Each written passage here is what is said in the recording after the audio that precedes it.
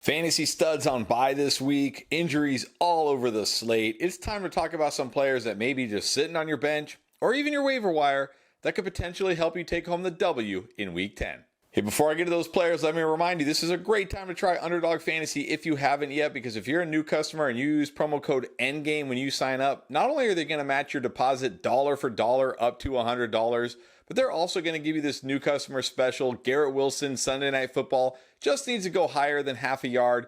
You take that, you pair it with any other line you like, you can triple your entry, and you can use the money they give you when you sign up using our promo code and instantly apply it to this pick'em. Take the free money they give you, use it, have some fun. Underdog Fantasy, promo code ENDGAME. Let's start at the running back position. I actually really like Jaylen Warren this week. This is a guy I've kind of been, every week saying, yeah, if you're in a PPR league, you can start him. He gives you a decent floor. But this week, I think he can actually give you a ceiling. Steelers' run game gets a fantastic matchup this week against a Packers defense that's allowing the 19th most points to running backs, but also allowing the 8th most receptions. And that's really where Jaylen Warren does a lot of his damage. Though we did see in week 9, he actually had 11 carries here, and he is definitely creeping up on Najee Harris.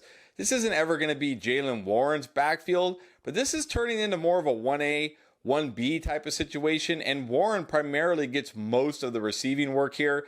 They're at home this week. They should be in control of this game. Game script should be on their side. He once again has touchdown upside. He could catch plenty of passes. He could pick up chunks of yards against this Green Bay defense. Jaylen Warren, to me, this week is a guy who is a borderline top 24 running back, and he might just be sitting on your bench. So if you have injuries, guys out with bye, and you're desperate at running back, I think Jaylen Warren can pull through and help you take home the win. And just when it looked like Antonio Gibson had been left for dead, he's back as the clear number 2 running back here behind Brian Robinson for the Commanders. Played 51% of the snaps 2 weeks ago, 44% of the snaps last week, but he's getting involved, especially in the receiving game. While he only had 6 carries last week, he had 5 targets. He also had 5 targets the week before, and that's what you got to like here, because the Commanders are a team that's going to chuck it. Whether they're ahead, whether they're behind, they're going to chuck it. And this is a great game script for a potentially big Antonio Gibson game, because they're going on the road into Seattle. They've traded away their 2 best pass rushers. You got to think the Seahawks, this is a bounce back, get right spot for them. You got to think the Seahawks are going to be able to score some points, put the Commanders in negative game script, which means tons of Sam Howell passes, and also means probably potentially a lot of Antonio Gibson receptions. This is a guy, he's got the ability, he's got speed, he can always score touchdowns. I think in this matchup, he's the guy that benefits from the negative game script, from them being behind. Antonio Gibson might not even be on your bench. He's probably still just sitting out there on your waiver wire. So if you're absolutely desperate at running back, which a lot of people are, take a look at Antonio Gibson in your PPR leagues. I think he has upside in week 10.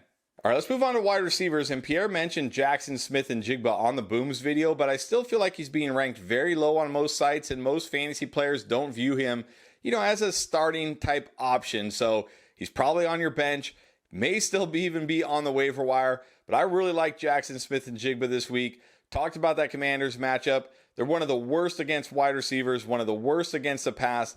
This could be a big Smith and Jigba week. And when you look at him since the bye, he has really been coming on. He's played at least 62% of the snaps in every game since the bye. Played a season high 82% of the snaps in week 9. But what I really like here is he's becoming the first read option for Geno Smith more and more. In week 9, he led all Seahawks receivers in first read percentage. But not only that, he was 5th among all wide receivers across the entire NFL in first read percentage.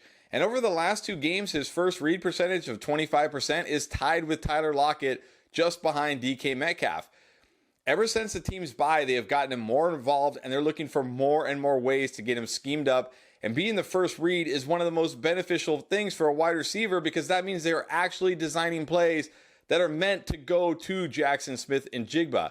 If that number continues to climb here in week 10 against his Commanders secondary, we could finally see the JSN breakout game we've been waiting for all year. Remember, this guy was the first wide receiver taken, by far the best wide receiver in this class. He's got the talent. He just needed the opportunity. It seems like it's coming. This is a blow-up spot for him. I love JSN this week as an upside wide receiver 3 or flex play. I also really like Jahan Dotson on the other side of this matchup, a wide receiver that was basically left for dead because he did nothing for most of the season, but he's really been coming on of late. Over the last 3 games, he's had at least 8 targets, but over the last 2 games, not only has he had at least 8 targets, but he's had at least 69 receiving yards, and he's also scored in each of those games. Not only has he put up those great numbers over the last 2 games, he's also led the team in targets over those games, the highest target share of any receiver or really any pass catcher here in this Commanders offense. Now, granted, it's not a monster target share. Sam Howell does spread the ball around. But look, Curtis Samuel's questionable to play once again with a toe injury, only practiced limited fashion all week long. That should open things up once again for Jahan Dotson. And like I said, I feel like this is a game where the Commanders are going to be trailing. They're going to need to throw the ball a lot. That means a lot of opportunity for these pass catchers. And the Seahawks have been terrible against wide receivers this year. Give up a lot of receptions and yards to wide receivers. And we know Dotson has touchdown upside. So another guy, don't like him as much as Smith and Jigba this week on the other side. But if you're looking for an upside wide receiver 3 or flex play, I think Dotson comes through. Let's move on to QB and let's stick with this Commanders-Seattle matchup. I think I have to suggest Geno Smith as an upside play as a streaming quarterback option. I know, it's scary to play Geno Smith. He has not looked like the surprise quarterback that we saw last year. He looks more like Geno Smith. He's only topped 15 fantasy points 1 time this year, and since the team's Week 5 bye, he has 4 touchdowns and 8 turnovers. I get it. It's terrifying to put Geno Smith in your lineup, but I'm doing it in one of my leagues where I have Tua on a bye because this is just a get-right spot for him. At home, against the Commanders team, giving up a ton of points through the air in a game that I think is going to be fairly high scoring. And when you look at this Commanders defense, they've allowed every quarterback they have faced to finish top 10, including Desmond Ridder, except for 2. That was Josh Dobbs in week 1 and Mac Jones last week. Even if Geno Smith doesn't finish top 10, I think he can at least have a top 12 to 15 type of week this week, but he's got the upside for top 10 in this home matchup. He's got Metcalf, he's got Lockett, he's got JSN now, he's got the weapons. I think this is a get-right spot for him. I know it's scary putting him in your lineup, but if you're looking for that upside, it's hard to beat Geno Smith this week. Another quarterback I do like for upside this week is Will Levis. After that big game where he threw 4 touchdowns, the next week, on a short week, went on the road against the Steelers. I was very nervous about him. I cautioned a lot of people. I said, look, I know it's tough. You want to chase that 4 touchdown game, but just be aware this is a much tougher matchup. They're going to be ready for him, and he's on a short week. And sure enough, he looked like a rookie quarterback. But I'm ready to jump back on the Will Levis train this week because I love his matchup against the Buccaneers. This secondary, this defense has just been getting destroyed by quarterbacks. We saw what CJ Stroud did to them last week. Even before that, they hadn't been very good against the pass. Will Levis had the long week this time, had extra days to prepare. They're going to have him ready. He's got an arm. He's not afraid to take shots. I don't like him as much as Geno Smith, but if you're looking for that boom-bust type quarterback, that quarterback that could potentially win you your week, I think Levis has it in this matchup against the Buccaneers. And look, if he can connect on some of those long passes to his pass catchers, this game could have sneaky shootout potential.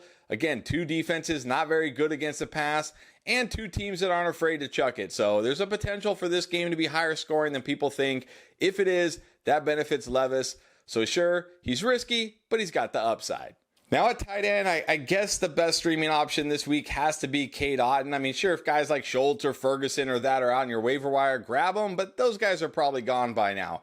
But sneakily, Cade Otton has actually been pretty good recently. Obviously, in week 9, he was fantastic, and now the word is out as he had a tight end 3 finish. I don't expect that again, but he has had at least 6 targets in each of the last 3 games. He's getting involved in this passing offense, and I just talked about it with Will Levis. This has sneaky shootout potential.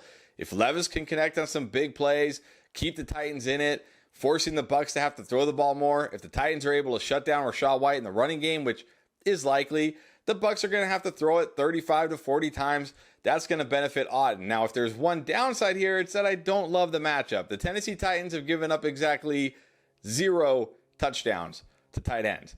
Now, that could change this week, of course. He could score. I mean, any defense can give up touchdowns, but just know it's not the best matchup for Cade Otton this week. But I think he still gives you a relatively high floor because of his usage. And if you can find the end zone, he'll give you some upside as well. And then finally, a guy I have not been on all year long at tight end, but I think it's time we look at him this week, is Irv Smith. Yes, he had a nice game in week 9, scored a touchdown, but really didn't do much outside of that and really hasn't done much this entire season. But I think week 10 could be the week we see maybe the kind of breakout game from Irv Smith. This is a guy people have been waiting for to break out for years now. Maybe we see it in week 10 because, first of all, gets a great matchup against the Houston Texans. They're allowing the 6th most fantasy points to tight ends, the 4th most targets, the 3rd most yards, and they're tied for 2nd in terms of how many touchdowns they've allowed to tight end. So this is one of the best tight end matchups you could possibly get. But even better for Irv Smith is T. Higgins has already been ruled out for the game. Jamar Chase is questionable with that back injury. I think he's going to play, but he's probably going to be less than 100%. This could be a week where they actually need to lean on Irv Smith, and they can probably do it because it's such a good matchup for tight end. So I think we see Irv Smith build off that week 9 game and be even better in week 10. He's still out there in a ton of leagues. In a league where I have Travis Kelce and there wasn't really much on the waiver wire, I went out, I grabbed Irv Smith. He's in my lineup. We'll see how it goes. I think he at least has upside, touchdown potential at the position. And really, for tight end, what more can you ask for?